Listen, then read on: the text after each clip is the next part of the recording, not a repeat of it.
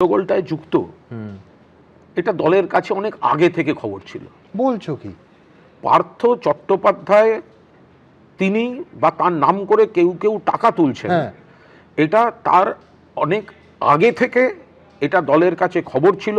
এটা 2021-এর ভোটের আগে থেকে খবর ছিল। সেই কারণেই মূলত পার্থ চট্টোপাধ্যায়কে শিক্ষা দপ্তর থেকে দেওয়া হয়নি। আচ্ছা। এবং সেই কারণে পার্থ চট্টোপাধ্যায় ক্ষিপ্ত হয়ে গেছিলেন। কিন্তু এই ঘটনাগুলো দল তাহলে বাড়তে দিল কেন? এই যে না, তুমি এখনো যা বলেছো সেটাই যথেষ্ট। তার কারণ হচ্ছে এই এত বড় শিক্ষা দুর্নীতি, যার জন্য আজকে 26,000 ছেলে মেয়ের চাকরি চলে গেছে।